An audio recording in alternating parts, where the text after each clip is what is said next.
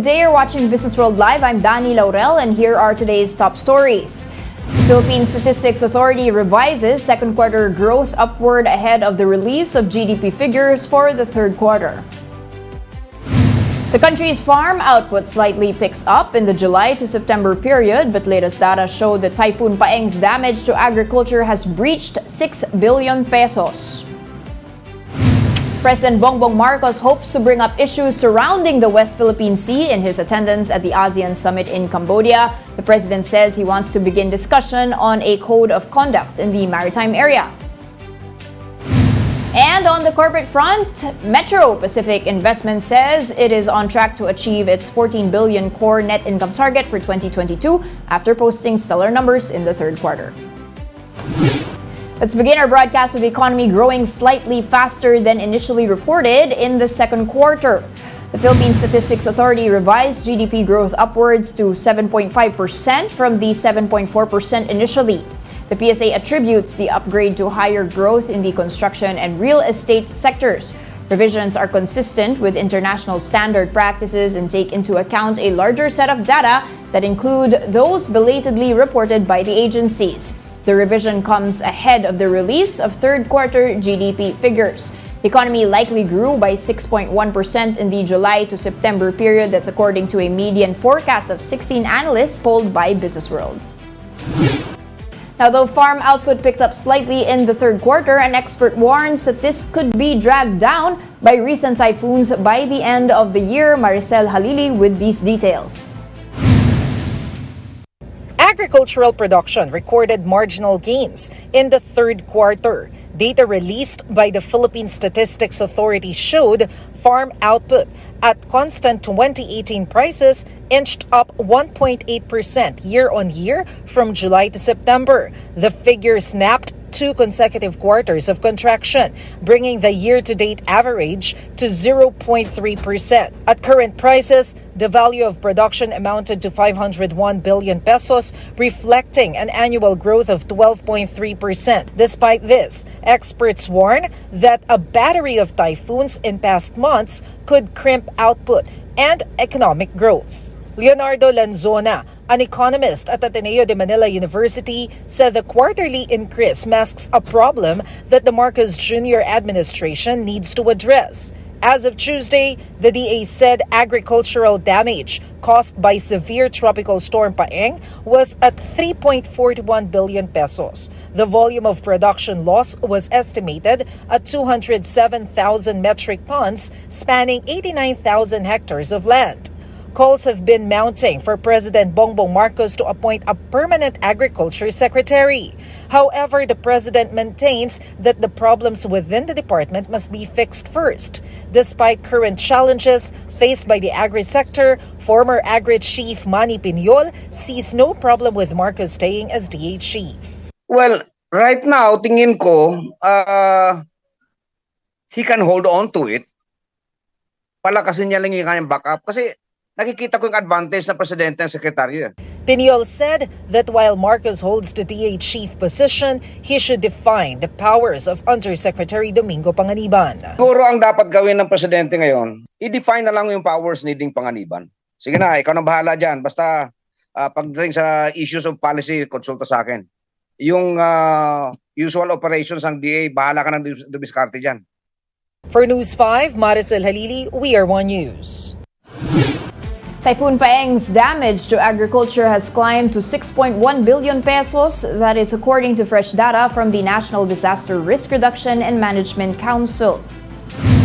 The NDRRMC reports that volume of production loss from tropical cyclone Paeng has hit almost 207,000 metric tons. Some 145,000 farmers and fisher folk were affected by Paeng. Almost 135,000 hectares of crop area were also hit by the typhoon.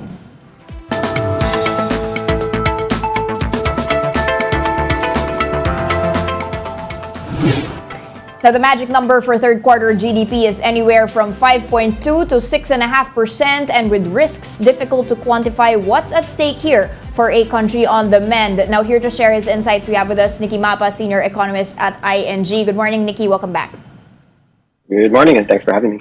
All right, where do you fall in the spectrum of third quarter forecasts, and give us your assumptions? Yeah, well, I'm sitting right at the bottom side of Okay. that.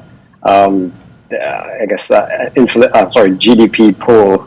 Main reason for that I'm at 5.2 is because inflation has picked up quite a bit, and given the sort of sizable contribution that household consumption has, I was expecting that to slow down just a bit, given the high prices. But indications, some developments after I gave my numbers seem to point to a upside surprise. Okay. Yeah, Secretary Balisacan gave some comments yesterday suggesting that we'll see some good numbers out this morning. Does the second quarter revision upwards also have, some positive risks for you here? Yeah, I think as you mentioned earlier in the program, the main reason for that revision was construction activity, which in normal times you wouldn't expect to really pick up in an environment of rising borrowing costs or in higher inflation. So I guess if there's anything that we can surmise, it's that we could see strong construction activity even in the third quarter, even if rates are on the uptick. Okay, now apart from construction, you've got the agricultural problem issue. Even the damages of Paeng might not have been, considered in the third quarter print. Give us an idea of whether this 5.2 or slightly higher than 5.2, median 6.1%, is something that we expect is a one-off in the third quarter due to higher inflation, or is this something that's going to be persistent? Give us more of a feel on what's going to be happening as we digest all of this agricultural impact. Yeah, for agri, I think that will definitely have a downside risk to growth in the fourth quarter. Even the typhoon, I think the name was Carding, came in the latter half of September, or the last week of September. So the impact of that will find its way to the fourth quarter numbers on top of what we saw with Paeng. So I think Carding had roughly about a 3.5 billion crop damage. Now you're saying, or now we're getting reports that Paeng had a much higher number and still climbing. So agriculture not likely to be a plus side in the fourth quarter. But if the third quarter numbers are any indication, the second quarter numbers are an indication, it seems that revenge spending is still alive and kicking. And we're not just talking about revenge spending with consumption, because we still see that happening, but in terms of capital formation as well. I mean, a lot of the pent-up activity in construction, and as well as investment plans that people had that have been put off for 3 years, people are just sort of taking higher rates, higher inflation on the chin and saying, we have to build this house, or we have to invest in this new commercial building. So it's lasting a bit longer than I expected, and it can last a bit longer. But one thing that we're looking at is that savings, people have been dipping into the savings, and they're not able to build them up again. So, yeah.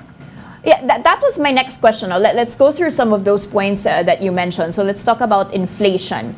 High inflation, surely 7.7 in the last sprint, but is it or is it not eating into consumption on a net basis? Because I personally feel the pinch. You said people are dipping into the savings, but looking at the third quarter corporate earnings, looking at the traffic, the malls, the restaurants, I'm going to be reporting later on the Jollibee earnings that are pretty stellar. I mean, that doesn't look it. So does that mean that inflation, as high as it is, has not eaten into growth?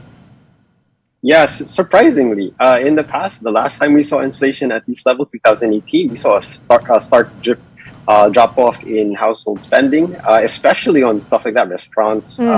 More of the discretionary spending came down. But in an era of everyone just getting out of the pandemic and being stuck at home for 2 years, I think people are just the revenge spending party continues. I mean, we're taking all this high inflation and we're feeling the pinch for sure. I mean, I'm feeling it, you're feeling it, everyone's feeling it.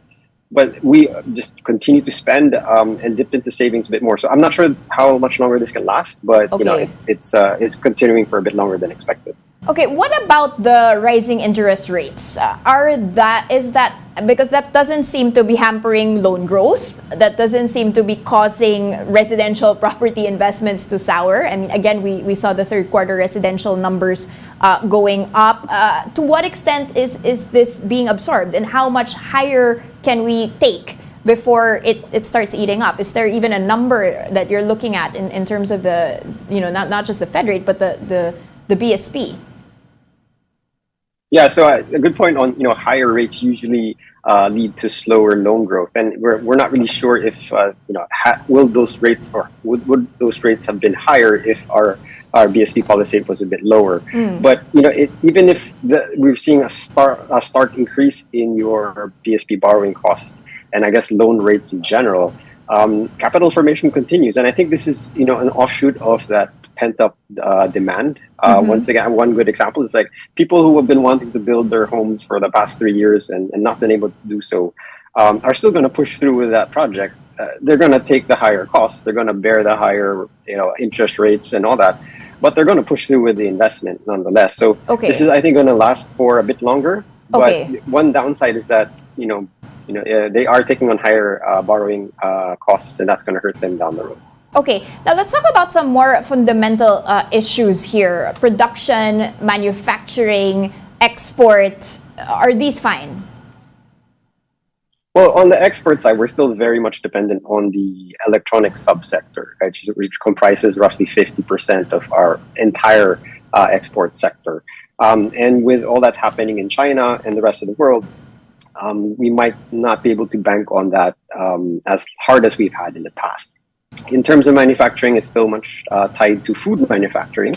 I think almost about 40% is food manufacturing. So if we have all these storms and all these damages caused by typhoons, you're likely to see that dip as well. So you're seeing a confluence of weaker demand for your electronics as well as likely damage to crops. So manufacturing has been in positive territory according to the PMI numbers that we've seen, but it's starting to slow. I think the last month showed a bit of a slowdown, but still an expansion. All right. Well, thank you, Nicky. We'll get back to you at 10 a.m. when those figures are broken, and for the sake of the country, hopefully upside risks to your earlier forecast. Yeah. Thank you for that. Yeah, Get back to you for the upside. See you later. Now, pausing for a quick break, but coming right up after that, the Transportation Department clarifies MRT3 is not for sale. More of that and other stories when Business World Live returns. Stay with us.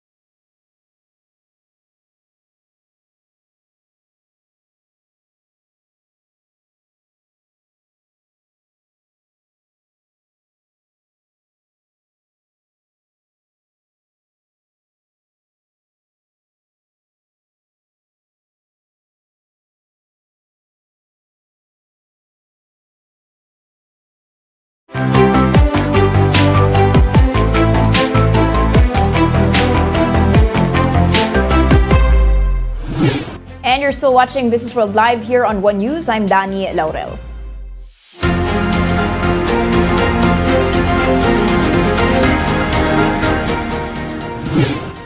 President Bongbong Marcos says he wants to discuss the issues surrounding the West Philippine Sea if given a chance to meet with Chinese President Xi Jinping on the sidelines of the ASEAN summit. The president arrived in Cambodia last night for the 40th and 41st ASEAN summit. Now, on the flight to Phnom Penh, the president shared with the media some of the issues he hopes will be tackled during his trip. Among them are the military junta in Myanmar as well as the tensions between China and Taiwan. President Marcos also hopes to bring up the issue of the West Philippine Sea with Chinese President Xi. The president said he wanted to begin discussions on establishing a code of conduct that will serve as grounds for future talks about the territory.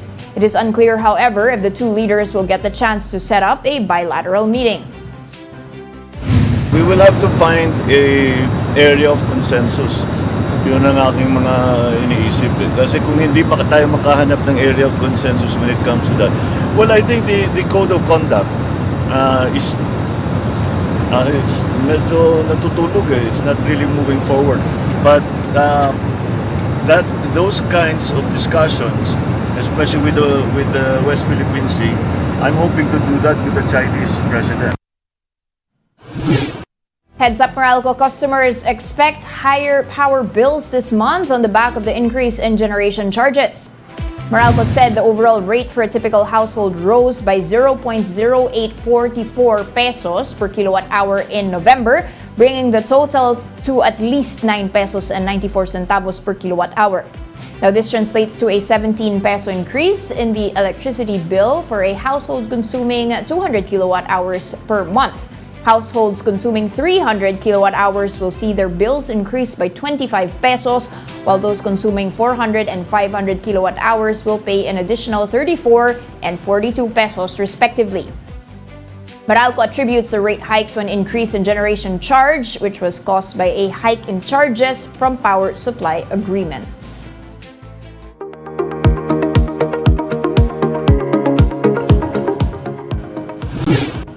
Ahead of a projected recession in the United States, more than 11,000 employees of Facebook parent company Meta are set to lose their jobs.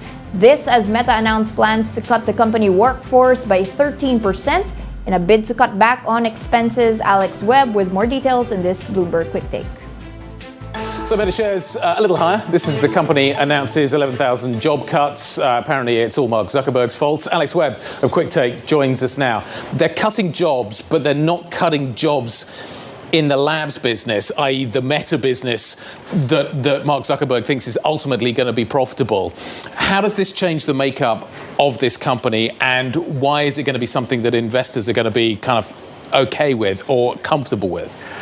Well, clearly with the stock down as much as it is and the sort of 15 billion all in all they're spending year on year, that includes the money that they're going to be making from the metaverse efforts, there's clearly a lot more spending that could be tamped back on. Now, the things we're hearing is that they're cutting back on to people like HR jobs, recruitment. So perhaps they're not going to be expanding the labs business, the reality labs business, as much as might have been expected, but they're not tamping back on it itself. Is this going to be enough, Alex, for investors? Well, we've seen the stocks reaction. I think it was up 7% or something last we saw. That's clearly a recovery. It gets nowhere close to the losses we've seen over the course of the past year. I think investors had their way. They'd say, don't invest in all this metaverse stuff at all. Maybe not at all, certainly not at the pace you're investing at. And that's clearly not happening on the basis of today's announcement. Can you be a growth stock and cut jobs? Maybe not yet. I don't know. Like we're seeing, the thing we're seeing is we're seeing them spending a lot of money on the metaverse. They're not making as much money from ads just because of the macro environment and the pressures they're facing from Apple and TikTok and others. So that growth story might come back someday if this metaverse thing really picks up, but that looks like it's at least a few years away.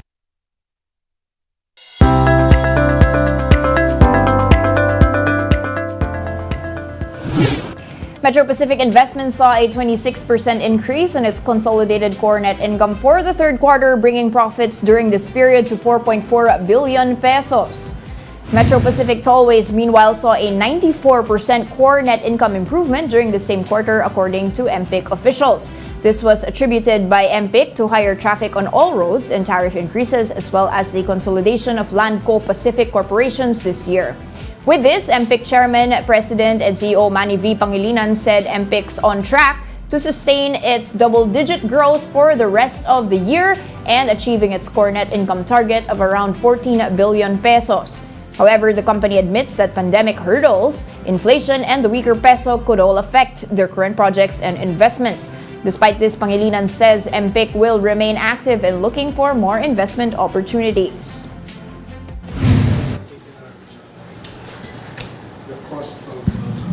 construction materials, that's going to have an impact on our projects. And some of our projects, we have to recalculate the project cost because of higher input cost.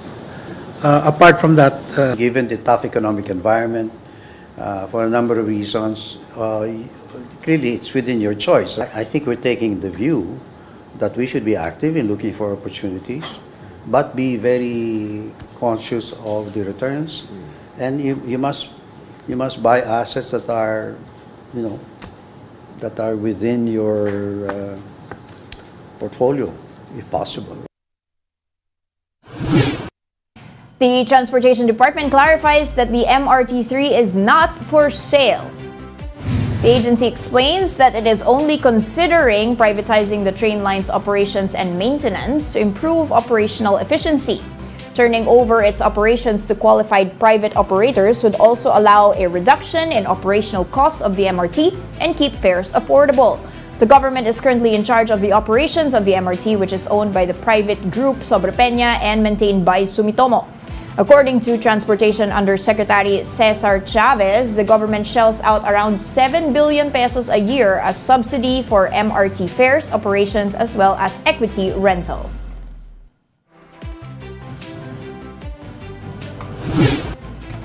All right, now checking in on the Philippine Statistics Authority as they announce the third quarter GDP figures. Sila ay sina Secretary Arsenio M. Balisacan ng National Economic and Development Authority at si National Statistician and Civil Registrar General Undersecretary Dennis S. Mapa ng Philippine Statistics Authority. Nais din po namin kilalanin ang presensya ng iba pang mga opisyal ng NEDA at PSA na kasama po natin ngayon. Mula sa NEDA, kasama po natin sina Undersecretary Melbourne D. Pana, Assistant Secretary Sara Lynn Daway Ducanes, Director Desiree Joy Narvaez, at Director Nerissa Esguera. Mula naman po sa PSA, kasama po natin ngayon ang OIC Deputy National Statistician ng Sectoral Statistics Office, si Dr. Divina Gracia L. Del Prado. Kasama rin po natin ang Assistant National Statistician for Macroeconomic Account Service under Sectoral Statistics Office. We have here Ms. Vivian R. Ilarina at ang Assistant National Statistician for the Social Sector Statistics Service, si Ms. Wilma A. Guillen. Ngayon, atin na pong pakinggan ang ulat ni PSA Undersecretary Dennis S. Mapa. Magandang umaga sa ating lahat. Ang Philippine Statistics Authority ay malugod na mag-uulat ng estado ng ekonomiya ng Pilipinas sa taong 2022 third quarter. Ang Gross Domestic Product o GDP ng Pilipinas ay nagtala ng pagtaas na 7.6% sa ikatlong quarter ng taong 2022. Ito ay mula sa naitala na 7.0% sa parehong quarter noong nakalipas na taon. Ito ay pang-anim na consecutive quarter na paglago ng ekonomiya mula sa ikalawang quarter ng taong 2021. Ang Gross National Income o GNI ay nagtala ng pagtaas na 10.5% sa ikatlong quarter ng taong 2022. Gayon din, ang Net Primary Income from the rest of the world ay tumaas ng 94.6%. Sa Seasonally Adjusted National Account sa ikatlong quarter ng taong 2022, ang Gross Domestic Product ay nagtala ng pagtaas na 2.9% quarter on quarter.